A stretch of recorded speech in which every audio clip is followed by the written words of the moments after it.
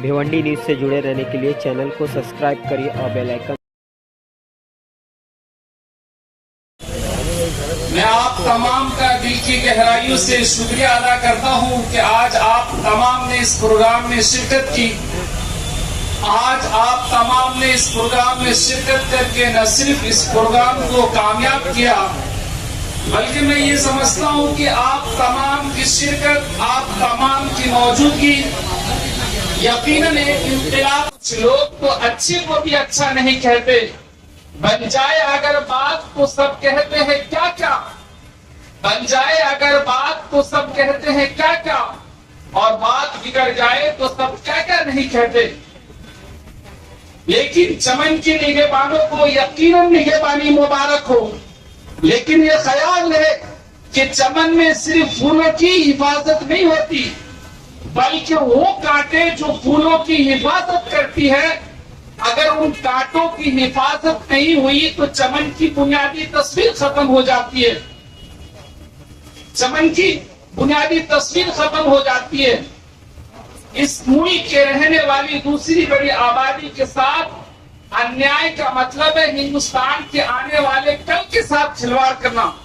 या तो दस्तूर खत्म हो या तो अधिकार खत्म हो, वरना जब तक दस्तूर है, जब तक संविधान है और इसके मानने वाले लोगों का ये मंच जिंदा है, जिंदगी के आखिरी सांस तक संविधान की हिफाजत के लिए मंच लड़ाई लड़ता रहेगा। इस मुल्क की दूसरी बड़ी आबादी के साथ इस तरह का सलूक हो रहा है, इस मुल्क की दूसरी बड़ी आबादी के साथ जिस तरह का रवैया हो रहा है, इस मुल्क की दूसरी बड़ी आबादी के साथ जिस तरह का बर्ताव हो रहा है मुसलमानों के साथ, वो बहुत ज्यादा तकलीफ दे, वो बहुत ज्यादा तकलीफ दे जो मुसलमानों के साथ बर्ताव हो रहा है।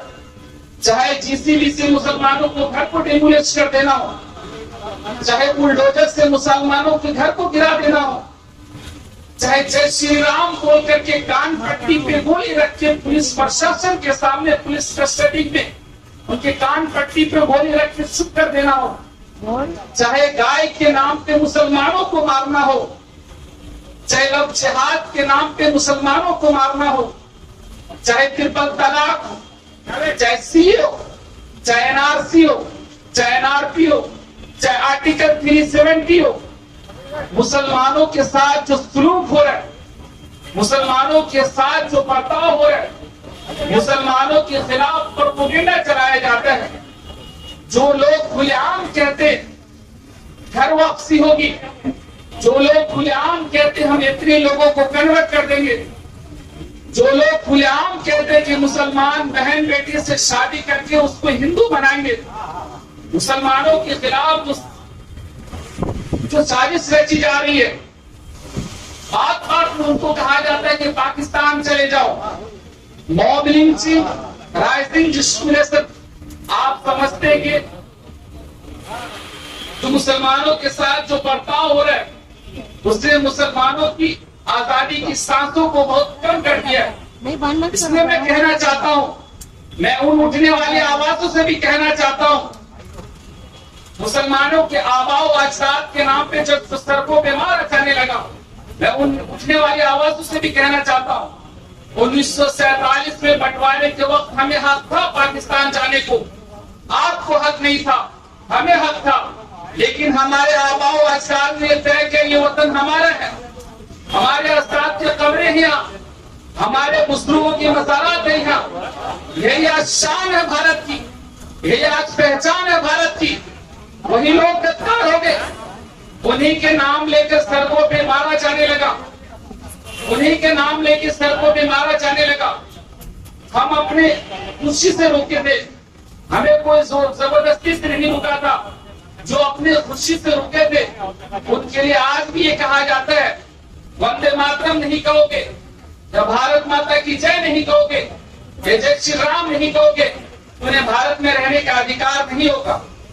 बहस वंदे मातरम की नहीं है, या जय श्री राम की नहीं है, या भारत माता की जय की नहीं है। अगर सुप्रीम कोर्ट की बात करूं तो सुप्रीम कोर्ट ये कहता है वंदे मातरम के लिए किसी को मजबूर नहीं किया जा सकता, किसी भी मजहबी स्लोगन के लिए किसी को मजबूर नहीं किया जा सकता। सबसे बड़ी अदालत वो है कि अब तक किसी साजिश में शामिल भी नहीं हम, खामोश है लेकिन कभी गाफिल भी नहीं हम। क्यों देखते हो शक्ति हमेशा ही नजर से, इस देश में बापू के कातिल भी नहीं हम।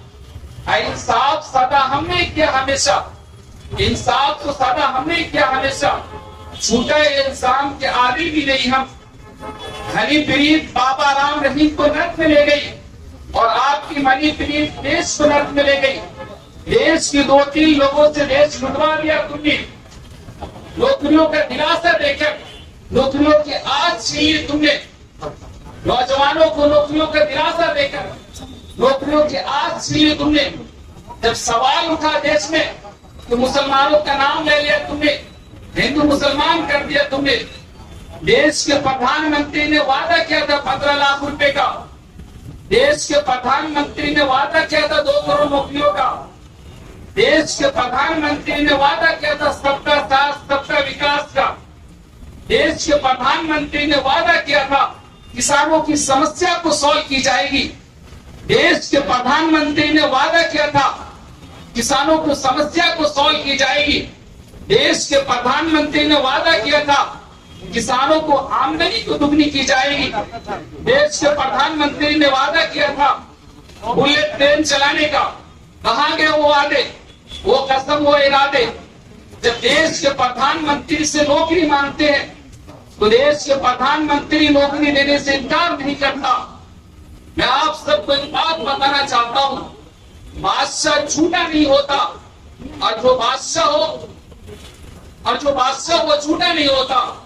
कि ऐसे ख्वाब न दिखला मुझको, दिन है कहा तेरे अच्छे बतला मुझको, तेरे वादे ये सिर्फ वादे है, तू फरेबी है बतला मुझको। प्रधानमंत्री से जब भूखे पेट रोटी मांगते हैं, जब रोती हुई माओं की आंसू अपनी बच्चों की जिंदगी मांगती है, जब गोरखपुर की महिलाएं अपने मासूमों की लाशों को हाथ में लेकर उनकी लाशों का हिसाब मांगती है, तब प्रधानमंत्री कहते हैं रुक जाओ।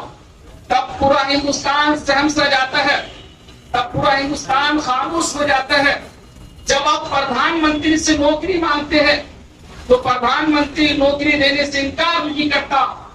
प्रधानमंत्री जी कहता है पहले इस देश की जो बड़ी आबादी है उससे निपटने दो, फिर तुम्हारे समस्या का हल करेंगे। हर समस्या का हल, हर दर्द की दवा, हर जख्म का मरहम आरएसएस और भारतीय जनता पार्टी के पास बस मुसलमान और मुसलमान है। उन्हें नफरत का जो बाजार सजाया हुआ है, तो ये कहता है कि मुसलमान बनाया हुआ है। आजा दिल चीर के दिखलाऊं वतन का नक्शा, मेरे भारत मेरे सांसों में समाया हुआ है।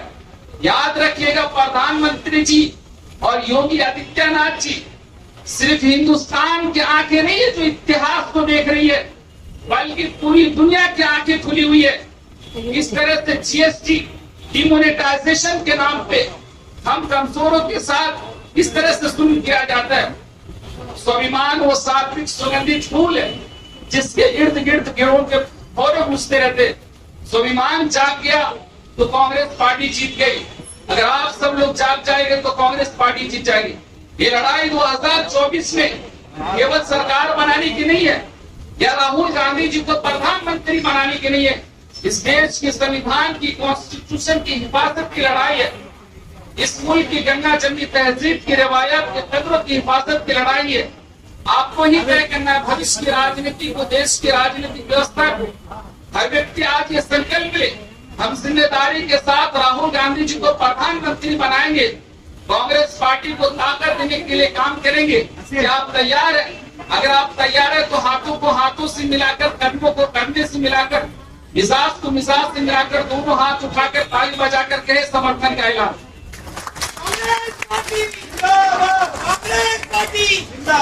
मैं इन्हीं बातों के साथ मैं अपने बात को खत्म करता हूँ और ये दुआ करता हूँ खुदा ताला से सबके घर में सुख हो, समृद्धि हो, शांति हो। शेर के साथ अपनी बात को खत्म करता हूँ। किताब सादा रहेगी कब तक, कभी तो बाब आगाज होगा। जिन्होंने बस्तियां को उजाड़ डाली, कभी तो उनका हिसाब होगा, कभी तो उनका हिसाब होगा। शुक्रिया, जय हिंद, जय भारत।